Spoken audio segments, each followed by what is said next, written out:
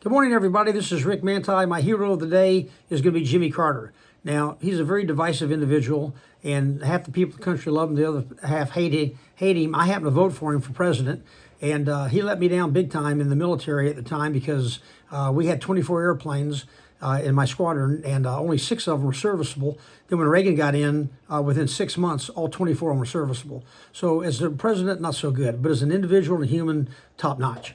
And so I'm going to read you 10 things that Jimmy Carter, very people know about him. Number one, he was the first U.S. president born in a hospital. This is kind of interesting because he was born in 1924, and the nearest big city was Atlanta. And he was born there. His mom was a nurse there.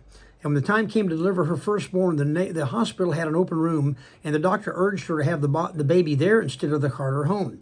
The doctor thought that if she delivered at the hospital, she would be able to return to work more quickly. So that's the reason he was born in the hospital. Greed on the doctor for no other reason. Number two, the county library provided a young Jimmy Carter with his first job in public service. He said that his first job in the county was in the Sumter County Library there in Georgia. We set up traveling library, the bookmobile, and it would come to Plains and stop in the Grove, I think twice a week, and anybody in town could come and check the books out from the bookmobile. And that was his first job.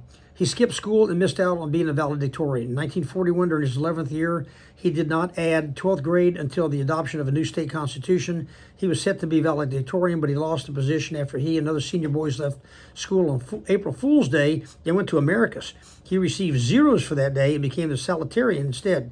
He later became the only class member to earn a college degree, so good for him. He came out okay on that. Before he was a peanut farmer, state senator, governor, and president, he served as a submariner in the U.S. Navy. Of course, he went to the Naval Academy. Most people know that. That's the reason I voted for him, because I thought if he gets in, he'd take care of all of the soldiers.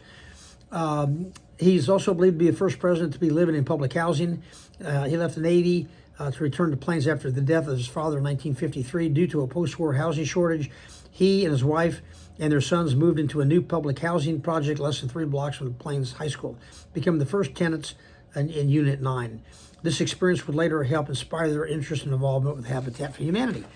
Number 6, the Carters started a new tradition when they walked with the inaugural parade all the way down Pennsylvania Avenue. Number 7, supporters from Georgia were there to see it. A train dubbed the Peanut Special transported supporters from Georgia to Washington, D.C. for the inauguration. Okay, number 8, he has been a baseball fan all his life.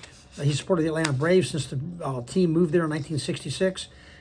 He got to shake Hank Aaron's hand the day he broke the National League record for most home runs, and Carter threw the ceremonial first pitch in Game 6 of the World Series in 1995, the same night the Braves won the title. He also, number 9, he also lived in the same Georgia home for more than 60 years. Even though he had enough money, he could have done a lot better. That's where he wanted to stay. That's where he felt the most comfortable. And finally, he's a prolific writer. I didn't know this, but he's penned more than 30 books about his life, career, and experiences.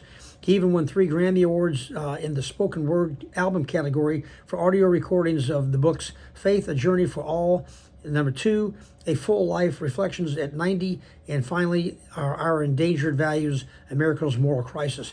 Now, you can say good, bad, and ugly about this guy, but I can tell you one thing. He was a moral individual, and he made up for lack of being the greatest president of the world during the last, 45 years of his life. The guy was very active in helping the downtrodden and people that weren't doing so well, and for that, he gets an A+. So anyway, until next time, you guys have a nice day. Thanks.